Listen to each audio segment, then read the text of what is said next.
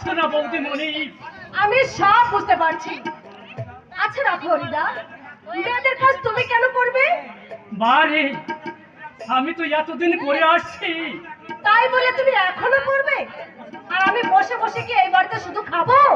না না, তা হয় না রাখো হরিদা। কিন্তু শোনো, বাইরের কাজ করবে তুমি, আর ঘরের সব কাজ করব আমি। মেয়েদের কাজ মেয়েদেরই করতে হয়। কি গো, কথা বলছো না কেন? ও, আমার উপর বুঝি তুমি রাগ করেছো? বলো না রাখো হরিদা, সত্যি তুমি আমার উপর রাগ করেছো? তোমার ওপর আমি কি রাগ করতে পারি বৌদিমণি?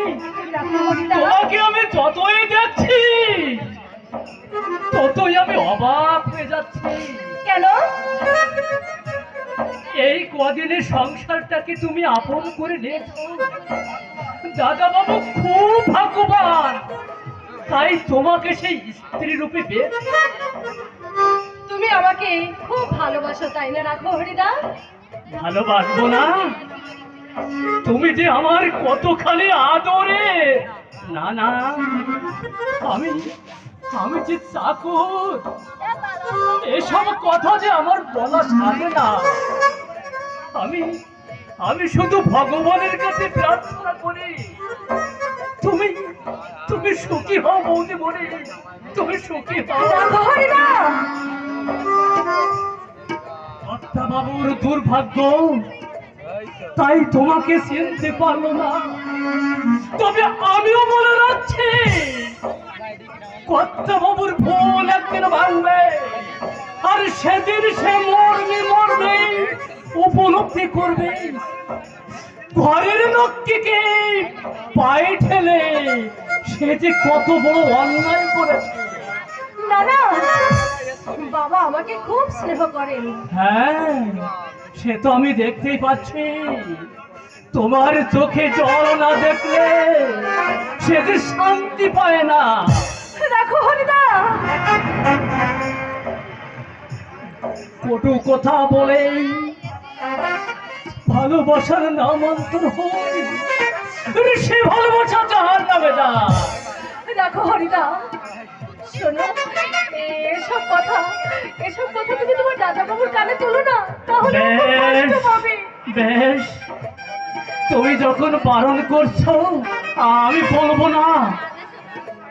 তবে আসল সত্য একদিন না একদিন প্রকাশ পাবে।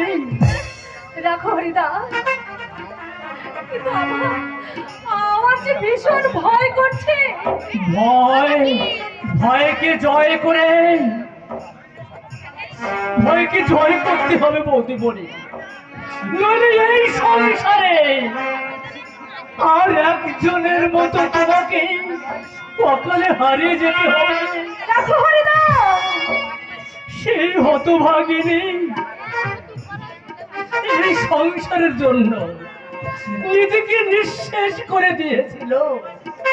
বিনিময়ে সে কিছুই পায়নি। রাখো হরিদা, তুমি কার কথা বলছো বলো তো? ওই ওই দেয়ালে যে ছবিটা দেখতে পাচ্ছ, হ্যাঁ, ওটা তো মায়ের ছবি। গিন্নিমাকে আমি কতদিন মুখ লুকিয়ে কাঁদতে দেখেছি, কিন্তু কোনোদিন প্রতিবাদ করেনি। হরিদা, তারপর এক দুর্যোগের রাতে, না না না না, বলো। সে কথা আমি বলতে পারবো না বৌদিমণি। তুমি তুমি আমাকে ক্ষমা করো বৌদিমণি।